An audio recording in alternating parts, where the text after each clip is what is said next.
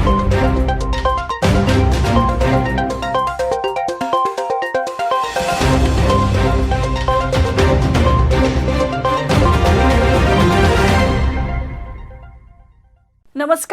दर्शकवृन्द, कार्यक्रम टुडे संवादको आजको यो नयाँ श्रृङ्खलामा यहाँहरूलाई धेरै धेरै स्वागत छ। म संज्ञा अधिकारी। आज कार्यक्रममा हामी वातावरणीय क्षेत्रमा अथवा भनौँ वातावरणीय दृष्टिकोणले अत्यन्तै संवेदनशील रहेको चुरे क्षेत्रको विषयवस्तुमा केन्द्रित रहेर संवाद गर्न गइरहेका छौँ, जसको लागि आज हामीसँग स्टुडियोमा अतिथिको रूपमा उपस्थित हुनुहुन्छ राष्ट्रपति चुरे तराई मधेस संरक्षण विकास समितिका अध्यक्ष डाक्टर किरण पौडेल। स्वागत छ यहाँलाई हाम्रो कार्यक्रममा। धन्यवाद संज्ञाजी, यो कार्यक्रममा आफ्नो कुरा राख्न मौका दिनुभएको हुनाले टिभी टुडेलाई पनि म धन्यवाद दिन चाहन्छु। अध्यक्षज्यू, जस्तो अब यो भू जैविक र भौगर्भिक दृष्टिकोणले कमलो अत्यन्तै संवेदनशील क्षेत्र हो चुरे क्षेत्र।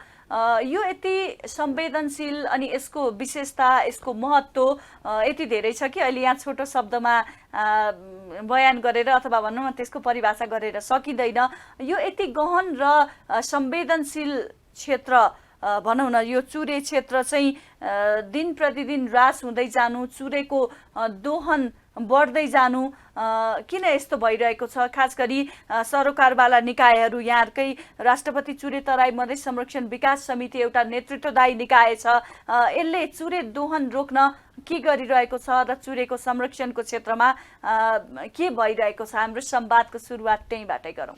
धन्यवाद संज्ञाजी। अब चुरे तपाईँले आफै भनिहाल्नुभयो, यो जैविक भौगर्भिक अब भूगोलको हिसाबले यो चाहिँ अत्यन्त संवेदनशील छ र इम्पोर्टेन्ट पनि छ। चुरे क्षेत्र मध्यपहाड र हिमाललाई आधार हो भने तराई, भाबर र तराईलाई यसले चाहिँ प्रोटेक्सन गर्छ।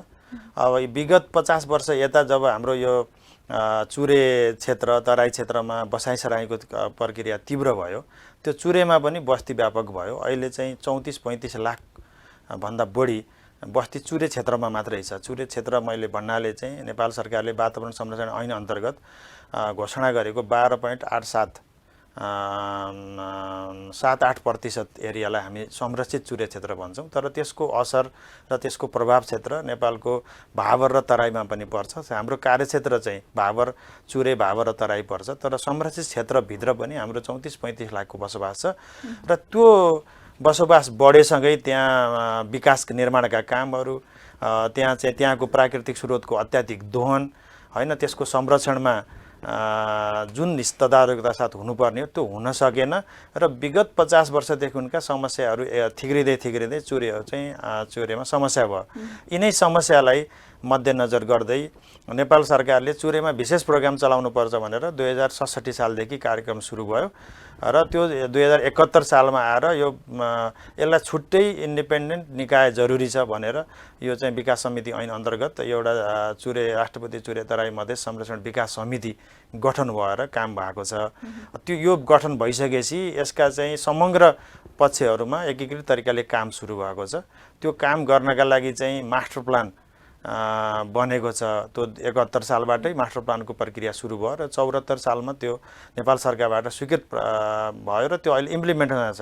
अब त्यसको मुख्य चाहिँ हाम्रो यो राष्ट्रपति चुरे तराई मधेस संरक्षण विकास समितिको उद्देश्य जसरी चाहिँ चुरेमा हानि नोक्सानी भएको छ, चुरे आफैमा प्राकृतिक रूपमा धेरै कोमल क्षेत्र छ, यहाँ चाहिँ त्यसै पनि प्राकृतिक रूपमा पनि यो भूस्खलन हुन्छ, यो बगेर जान्छ। तर यस्तो कमजोर क्षेत्रमा फेरि हाम्रा त्यहीँभित्रबाट बाटोघाटो, त्यहीँभित्र चाहिँ हाम्रा स्कुल कलेज, त्यहीँको रिसोर्सको संरक्षणमा चाहिँ तदारुकता साथ नलाग्दाखेरि यसको चाहिँ धेरै द्रुततर गतिमा यो हानि नोक्सानी भयो। एक क्षेत्र भने त्यहाँबाट बगेको चाहिँ ढुङ्गागिटी बालुवाको सङ्कलन, त्यसलाई प्रशोधन र बिक्री वितरणमा पनि हामीले व्यवस्थित हुन सकिएन। जुन ठाउँबाट निकाल्न हुँदैन त्यहाँबाट प्रशस्त निकालियो, जुन ठाउँबाट निकाल्नु पर्ने हुन्छ त्यो चाहिँ अत्यधिक कम मात्रामा निकालियो। जस्तो तपाईँले देख्नुहुन्छ नदीहरूको सतह बढेर आएर पुलपुलेसाहरूलाई भत्काइराखेको छ कुनै ठाउँमा भने, कुनै ठाउँमा चाहिँ नदी सतह माथि आउँदै फेरि त्यो पानी बस्तीभित्र पसेर बस्ती र खेतीयोग्य जमिनहरू ध्वस्त गरेको छ। ती दुईटै कुराहरू त्यहाँबाट निकाल्नै पर्छ त्यो निकाल्नु पर्ने ठाउँमा निकाल्नु पर्ने र निकाल्न नहुने ठाउँबाट निकालिने यो प्रक्रिया अहिले छ। यसको नियन्त्रण चाहिँ हामीले धेरै काम गरेका छौँ र पालिकाहरूले जस्तो यो अरू विषयमा हामी अलिकति पछि आउँला। यहाँले भन्नुभयो विविध कारण छन्, मानव बस्तीको विस्तार, चुरे क्षेत्रको बीचबाट चाहिँ राजमार्गहरू बन्ने अथवा अरू किसिमका भौतिक पूर्वाधारहरूको निर्माणले पनि चुरे क्षेत्रलाई चाहिँ विनाश गराइरहेको छ। अब यस्तो विभिन्न कुराहरू अगाडि आइरहँदा चाहिँ चुरेको संरक्षणका लागि उचित नियम कानुन अथवा चाहिँ यो गर्ने है भन्ने किसिमको बलियो कानुन छैन। अब नियम के छ? धन्यवाद यो प्रश्नका लागि। यो अत्यन्त महत्त्वपूर्ण प्रश्न हो। अब चुरे चाहिँ यो वातावरण संरक्षण ऐन अन्तर्गत यो गठित संरक्षित क्षेत्र हो। वातावरण संरक्षण ऐनले त्यो क्षेत्रभित्र कुनै पनि काम गर्न दिँदैन। तर यो भित्र चाहिँ ठुल्ठुला बस्ती पनि छन्, जस्तै चितवन भ्याली छ, हेटौडा छ, दाङ देवखुरी भ्यालीहरू छन्, अब सुर्खेत छ, यता चाहिँ उदयपुर सिन्धुली होइन, हेटौडा, यस्ता भ्यालीहरू पनि त्यहीँ छन् र अत्यन्त एकदमै कमजोर एरिया पनि छ। त्यसलाई समग्र एउटै संरक्षण क्षेत्रभित्र यो सङ्गठित छ। त्यसले गर्दाखेरि कतिपय त्यहाँ हरेक कुनै पनि काम गर्नलाई अहिले वातावरण संरक्षण ऐन अन्तर्गत यो राष्ट्रपति चुरेको अनुमति बिना गर्न मिल्दैन। तर कतिपय ठाउँमा त वातावरणमा हानि नोक्सानी हुने ठाउँ छन्, अत्यन्त राम्रो सहर छन्। त्यसकारण यो अब वनको हेर्ने भने वन कानुन छ, भू संरक्षणलाई भू संरक्षण सम्बन्धी कानुन छ, यो वन्यजन्तु संरक्षणमा राष्ट्रिय निकुञ्ज तथा वन्यजन्तु संरक्षण ऐन छ, पानी प्रयोग गर्न सिँचाइ ऐन छ, खानेपानी ऐन छ, यी थुप्रै ऐनहरू छन्।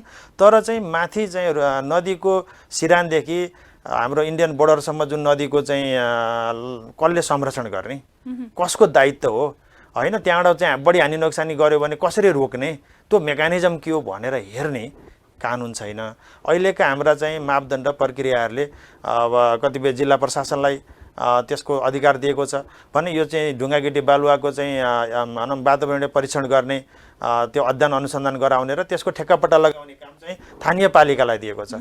तर त्यो अनुसार काम भयो कि भएन भने अनुगमन मूल्याङ्कन गर्ने मेकानिजम जिल्ला समन्वय समितिलाई दिएको छ होइन। राष्ट्रपति चुरेबाट पनि अलिक एउटा सहमति लिनुपर्ने हुन्छ। तर त्यो कसले गर्ने यो एकदम स्ट्रङ मेकानिजम छैन। म हजुरलाई अलिकति फर्केर आउँछु। त्यो मेकानिजम चाहिँ केले गर्दा भएन भने चुरे संरक्षणका लागि एकीकृत एउटा नियम नीति पनि भएन। त्यो नीति अन्तर्गत एउटा चाहिँ स्ट्रङ ऐन पनि छैन। त्यो नभएको कारणले चाहिँ हामी धेरै ऐनहरूको अधीनस्थ भएर काम गर्दाखेरि चुरे संरक्षणमा कतिपय ग्याप आएको छ, त्यसलाई समस्या उत्पन्न भएको छ। भनेपछि नि यो गुरु योजना नै छ नि, चुरे संरक्षणको गुरु योजना, त्यसले चाहिँ के मूर्त रूप दिने अथवा त्यो लागू गर्ने पाटोमा गुरु योजनाको भूमिका के छ? तपाईँले सही कुरा निकाल्नु भयो। एउटा कार्यक्रममा योजना मात्र बनेर थन्किएको हो कि कार्यान्वयनको पाटोमा? गुरु योजना 2074 सालको लागू नै भएको छ। गुरु योजना पनि नेपाल सरकारले स्वीकृत गरेको डकुमेन्ट भएको हुनाले चुरे संरक्षण यो सबभन्दा महत्त्वपूर्ण दस्तावेज हो। र अहिले राष्ट्रपति चुरे तराई मधेस संरक्षण विकास समितिले त्यही गुरु योजनाले निर्दिष्ट गरेका कामहरू हामीले गरिराखेका छौँ। तर त्यो एउटा प्रोग्राम हो, तर यसले कानुनी आधार दिने लिगल इन्स्ट्रुमेन्टहरू जस्तै नीति र ऐनहरू बनाउनुपर्छ भनेर यसले रिकमेन्ड गरेको छ होइन। अब यसमा चाहिँ धेरै छलफल पनि चलेका छन्, तर वास्तवमा त्यस्ता कानुनहरू बन्न सकेका छैनन्। र हाम्रो यो मेरो प्रायोरिटी के छ भने पहिला यो चाहिँ चुरे संरक्षणका लागि एउटा एकीकृत पोलिसी, इन्टिग्रेटेड पोलिसी र त्यस अन्तर्गत एउटा ऐन ल्याउनुपर्छ। त्यसबाट बल्ल केही रेगुलेसनहरू नीति नियमहरू बनाउने, त्यसपछि त्यसका मापदण्डहरू बनाउँदै जाँदाखेरि यसका सबै पक्षहरू समेट्न सकिन्छ। तपाईँले अहिले हालसालै हेर्नुभयो यो चाहिँ जलवायु परिवर्तनका कारणले कत्रा ठुल्ठुला बाढी पहिरो आए बेमौसममा हैन। हालसालैको हिजो अस्तिकै बाढीको क्षतिको अनुमान हेरौँ न, यसले कस्तो रूप देखाएको छ नेपालमा मात्र। अहिले तत्काल अनुमानै गर्न नसकिने त्यस्तो स्थिति भएको छ। कहाँ कहाँ क्षति गर्यो यो के हो भने चुरे जस्तो संवेदनशील क्षेत्र यो अहिलेको ग्लोबल्ली हेर्ने हो भने यो चाहिँ भनौँ जलवायु परिवर्तनको प्रकोप पनि त्यहाँ थपिएको छ। त्यसकारण हामीले त्यो प्रकोपसँगलाई पनि कम पार्नका लागि एकदम संरक्षणमुखी कामहरू गर्नुपर्नेछ।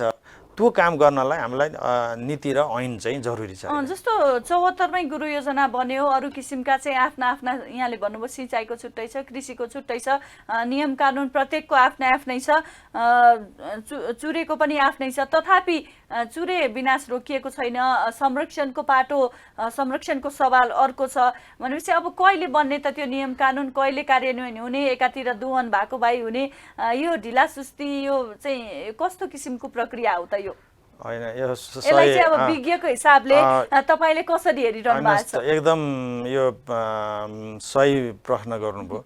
वास्तवमा हामीले यो समितिबाट चाहिँ नेपाल सरकारमा यो ऐन बनाउनु पर्यो भनेर हामीले सैद्धान्तिक सहमतिका लागि अनुरोध गरेका छौँ। यो वन मन्त्रालय मार्फत नेपाल सरकारमा जान्छ त्यो अनुरोध र त्यहाँ प्रक्रिया भइराखेको छ। यसको आफ्नै एउटा प्रक्रिया त हुन्छ।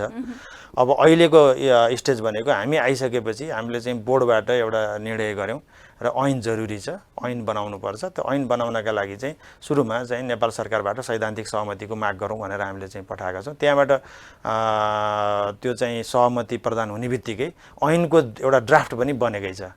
त्यसलाई फेरि व्यापक एउटा कार्यदल बनाएर हामीले चाहिँ छलफल गर्छौँ र त्यो छलफल फेरि वन मन्त्रालय, वन तथा वातावरण मन्त्रालय, कानुन मन्त्रालय हुँदै नेपाल सरकारकोमा पठाउँछौँ। त्यसपछि त्यहाँबाट एप्रुभ भएर संसदमा जाला। यसको प्रक्रिया र समय लाग्छ, तर नेपाल सरकार पनि यसमा पोजिटिभ छ। अब यो चाहिँ ऐन चाहिन्छ र ऐन ल्याउनुपर्छ भन्नेमा उहाँहरू पनि कन्भिन्स हुनुहुन्छ। मैले चाहिँ सम्बन्धित यो वन तथा वातावरण मन्त्रीज्यू, त्यसपछि सम्माननीय प्रधानमन्त्रीज्यूलाई पनि यो कुरा राखिसकेको छु। उहाँले यो जरुरी छ र आउनुपर्छ भन्ने उहाँहरू पनि हुनुहुन्छ।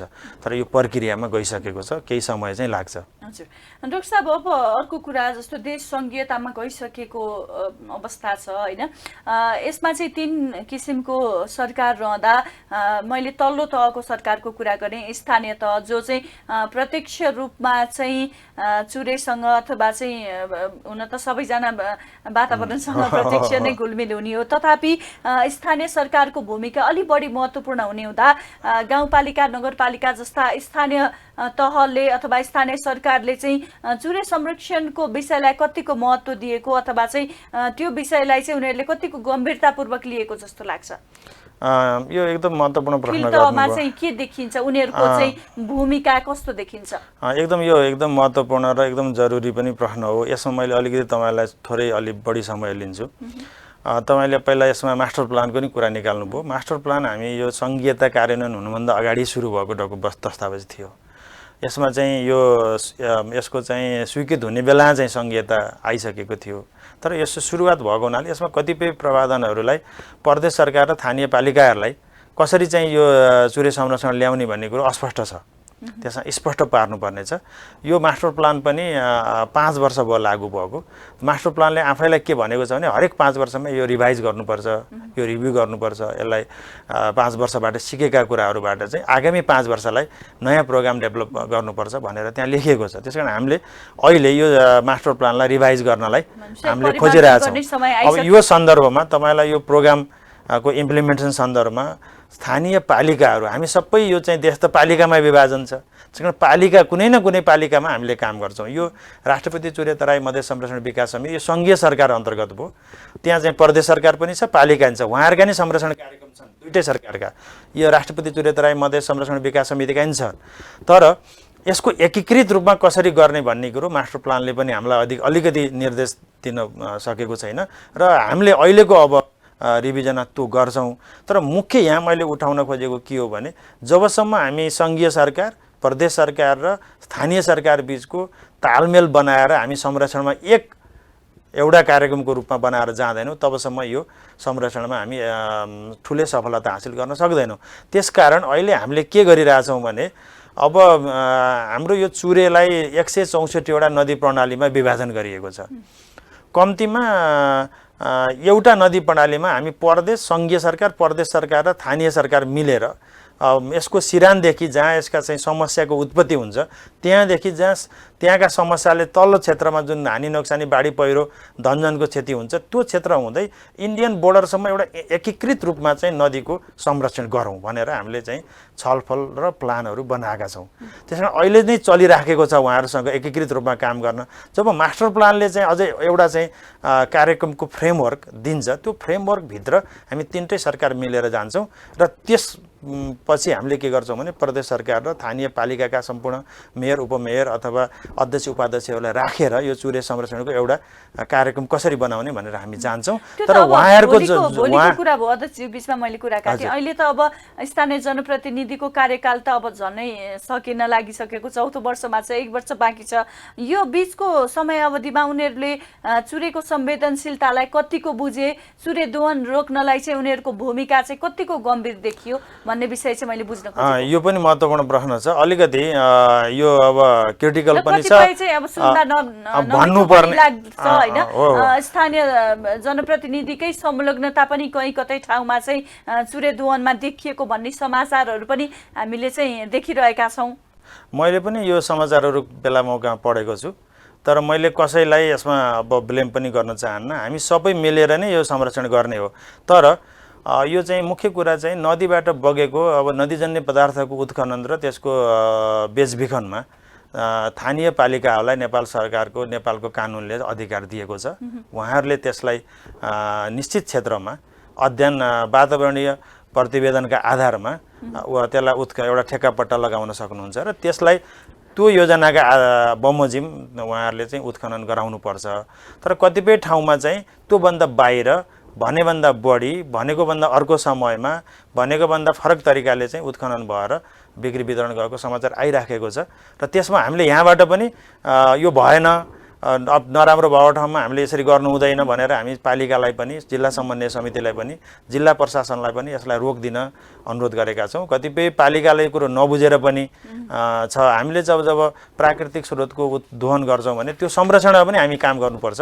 एउटा संरक्षणको एकीकृत योजना नभइकन उत्खनन र दोहन गर्न हुन्न भन्ने कुरो उहाँहरूलाई बुझाउनुपर्छ। बुझ्नु भएको पनि छ। हामीले अलिकति यो बारेमा एउटा मेकानिजम बनाएर पालिका प्रमुखहरूलाई हामीले राखेर कार्यक्रम छिटै हामीले कार्यक्रम पनि गर्दैछौँ पूर्वदेखि पश्चिमसम्म। डाक्टर साहब, अब हामीले निर्माण गर्ने ठुला भौतिक पूर्वाधारका योजनाहरू हुन्छन्। विमानस्थलको कुरा आइरहेछ, निजगढ विमानस्थलको कुरा, अथवा चाहिँ राजमार्ग विस्तारका कुरा होलान्, अथवा स्कुल कलेज खोल्ने कुराहरू यहाँले अघि भन्नुभयो। त्यस्तो किसिमको ठुला भौतिक पूर्वाधारका योजनाहरू निर्माण गर्दा डोजरै लगाउँदा भनौँ न चाहिँ बाटो खन्दा चाहिँ यो वातावरणलाई अथवा वातावरणको विषयलाई चाहिँ किन अलि ओझेलमा राखेर गरिन्छ कि किन चाहिँ यसलाई पन्छाइन्छ, जसले गर्दा चाहिँ वातावरणीय विनाश अथवा चाहिँ यसले निम्त्याउने असरहरू चाहिँ प्रत्यक्ष हामीले भोग्नु परिरहेको छ? यो गम्भीर प्रश्न हो। वास्तवमा सबैले यो कुरो बुझ्नुपर्छ। वातावरण र यो जलवायु र यो वातावरण संरक्षण अहिलेको अहम विषय हो। हामीले यसलाई अब अलिकति पछाडि पार्दाखेरि त्यसबाट ठुला चाहिँ समस्या निम्तिएका छन्। हामीले दिनदिनै यो देखिरहेछौँ। हाम्रो कार्तिकमा कहिले पानी पर्थ्यो र पर्थेन नि। अहिले कार्तिकको हेर्नुहोस् त कुनै असार साउनभन्दा पनि भीषण बाढी आयो, भीषण पहिरो आयो। यो हामीले अब पन्छाएर यो भोलि गरौँला भनेर छोड्ने कुरा होइन। तपाईँले भनेको सही के हो भने हाम्रा निर्माणका कामहरू गर्दा वातावरणीय पक्षलाई यथेष्ट ध्यान दिएको छैन।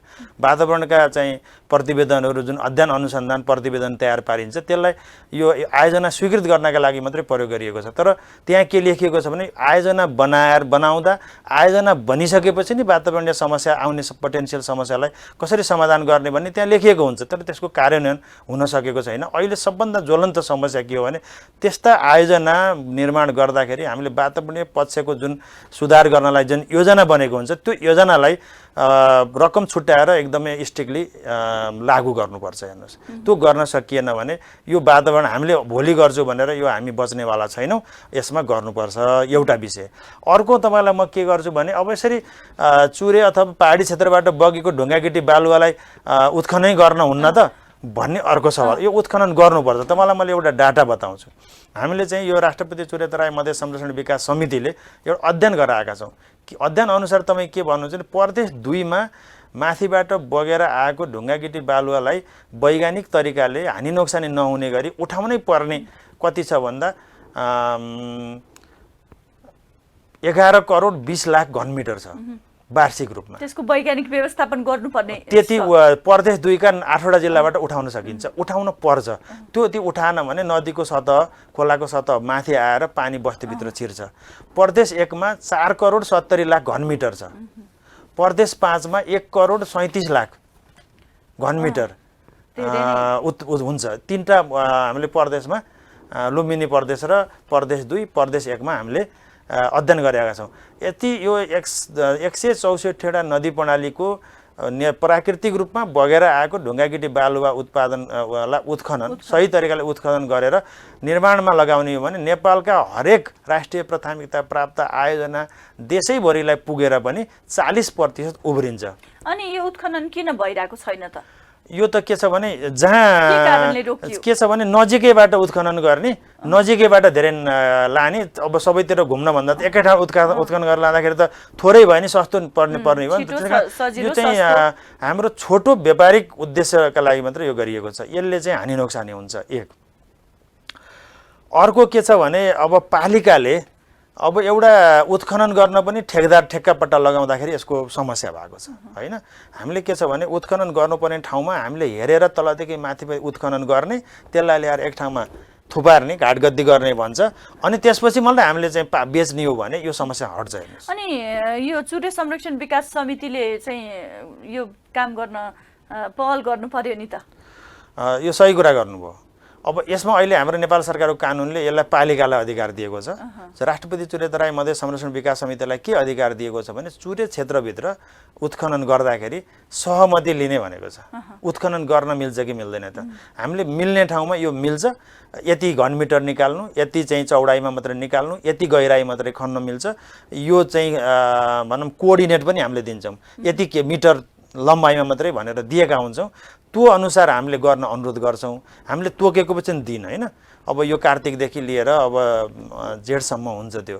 तर त्योभन्दा बाहिर के छ भने वर्षभरि ननिकाल्ने अनि चैत वैशाख जेठमा अत्याधिक निकाल्ने प्रवृत्ति छ। हामीले एउटा मेसिन यो तरिकाले उत्खनन गर्नुपर्छ भनेका छौँ, त्यो तरिकाले नगरिकन फरक तरिकाले हैन उत्खनन गरिएको हुन्छ। त्यो रोक्ने काम हामीसित कानुनी रूपमा अधिकार पनि छैन, हामीसित स्रोत साधन पनि छैन। हामीले जिल्ला समन्वय समिति, जिल्ला प्रशासन अरु चाहिँ अब समन्वयको काम चाहिँ समितिले गर्ने भयो। त्यसमा चाहिँ नीति निर्देशन दिने अथवा चाहिँ अरु किसिमको वैज्ञानिक सल्लाह चाहिँ यहाँले दिन सक्नुहुन्छ। दिन्छौँ, तर कानुनी रूपमा गएर हामीले क्र्याकडाउन गर्ने हामीले अधिकार नियम पनि छैन। अरु नै निकायको भइहाल्यो। अब डाक्टर साहब अर्को कुरा, अब विज्ञताको हिसाबले पनि यहाँ वन तथा वातावरण सेक्टरमै चाहिँ लामो समय अध्ययन पनि गर्नुभएको र क्रियाशील पनि रहनुभएको व्यक्ति हो। तपाईँ आए पश्चात चाहिँ यो राष्ट्रपति चुरे तराई मधेस संरक्षण विकास समितिमा सुधारको तपाईको भनौँ न व्यक्तिगत रूपमा विज्ञताको हिसाबले कस्ता कार्ययोजना अगाडि बढाइरहनु भएको छ, त्यसले कस्तो मूर्त रूप लिइरहेको छ? हामी कार्यक्रमको अन्त्यमा आएका छौँ हैन। अन्तिममा तपाईको चाहिँ व्यक्तिगत तवरबाट यो समितिमा चाहिँ भएका प्रयासको कुरा पनि सुनाउन। धन्यवाद। प्रश्न लामो भयो, तर अब अन्तिममा छौँ हामी। हामीले यो चुरे संरक्षणमा हाम्रो दुईटा मेन स्ट्राटेजी छ। एउटा चाहिँ माथि जुन चुरे क्षेत्रमा गल्छी पहिरो नियन्त्रण, त्यहाँबाट बग्ने ढुङ्गागिटी बालुवालाई माथि नै रोक्ने हाम्रो कार्यक्रमको एउटा लक्ष्य छ, फोकस छ। त्यसपछि त्यति गर्दाखेरि बगेर आइसके जुन तल आउँछ, तल आउँदाखेरि एउटा बाढीको रूपमा जब आएर ढुङ्गागिटी बालुवाले पुर्ने अनि बस्तीहरूमा जाने, त्यसले भनौँ बस्ती र खेतीयोग्य जमिनलाई मरुभूमिकरण बनाइराखेको हुन्छ। त्यो चिजलाई नदी स्थिरीकरण बिचमा चाहिँ चेक ड्याम बनाएर किनारा स्थिरीकरण गरेर हामीले त्यसलाई चाहिँ बस्तीभित्र र खेतीयोग्य जमिनमा पस्न रोक्छौँ। तर अहिले चाहिँ अब तपाईँलाई मैले अघि भने मास्टर प्लानले हामीलाई 20 वर्षको लागि कार्यक्रमको एउटा रूपरेखा दिएको छ। त्यो 20 वर्षका लागि 250 अरबको चाहिँ हामीलाई रकम चाहिन्छ भनेर प्रोजेक्सन गरेको छ। हामीले त्यो मास्टर प्लानभित्र 164वटा नदीमा ती नदीको फेरि छुट्टै एउटा एकीकृत प्लान बनाएर हामीले काम गरिराखेका छौँ। त्यो नदी एकीकृत प्लान बनाउँदाखेरि 600 अरब जति पैसा लाग्ने देखिएको छ। अब डिटेल भने नि, अब त्यो गर्दाखेरि तर हामीलाई चाहिँ नेपाल सरकारले अहिले विगत 5 वर्षमा 10 अरब जति पैसा दिएको छ। तर यो विगत 5 वर्षमा कति दिनु पर्थ्यो भने 85 अरब अहिले चाहिन्थ्यो। त्यही कारण हामीले चाहिँ 8 भागको 1 भाग भनौँ 10 भागको 1 भाग जति पैसाले हामीले काम गरिरहेका छौँ। त्यो बजेटको न्यूनता छ। कर्मचारीहरू पनि त्यतिकै न्यून हुनुहुन्छ। नेपाल सरकारबाट हामीले काजमा ल्याएर काम गराइराखेका छौँ।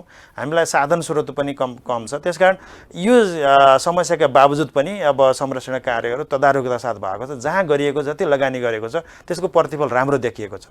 अब हामीले चाहिँ यो विगत 6 महिना हामी आएको यो नयाँ समिति गठन भएको अहिले 6 महिना भयो। यो 6 महिनाको बिचमा हामीले कति अध्ययन अनुसन्धान, मैले तपाईँ अगाडि अनुसन्धानको डाटा बताएँ। त्यसपछि एउटा भूमिगत तराईतिर यो जल सतहको भूमिगत जल सतहको कस्तो अवस्था छ, धेरै त्यहाँ खानेपानीको हाहाकार भएको छ, त्यसको अवस्था अध्ययन भएको छ। यो चाहिँ अतिक्रमणको अवस्थाको बारेमा अध्ययन गरेका छौँ। त्यहाँ जैविक विविधता कस्तो छ चुरेमा, त्यसको अध्ययन अनुसन्धान गरेर एउटा भोलि एकदम काम गर्नलाई एउटा आधार तयार पारिएको छ। यो एउटा मुख्य कुरा। अर्को चाहिँ अब तपाईँलाई मैले अघि मास्टर प्लानको कुरोमा बजेटको कुरा किन गरेँ भने त्यो न्यून बजेटलाई कसरी पुरा गर्ने भन्ने हाम्रो अर्को त्यसमा हामी काम गरिरहेछौँ। त्यसमा एउटा प्रदेश र पालिकालाई सँगै ल्याउने, त्यसमा हामीले धेरै छलफल मिटिङहरू गरेका छौँ। धेरै चाहिँ सङ्घीय सांसद, प्रदेश सांसद, हामी पालिका प्रमुखज्यूहरू, जिल्ला प्रशासनका प्रमुखज्यूहरू, वन तथा वातावरण मन्त्रालयका सचिव मन्त्रीज्यूहरूसँग हामीले चाहिँ कोलाबोरेटिभ छलफलहरू गरेका छौँ।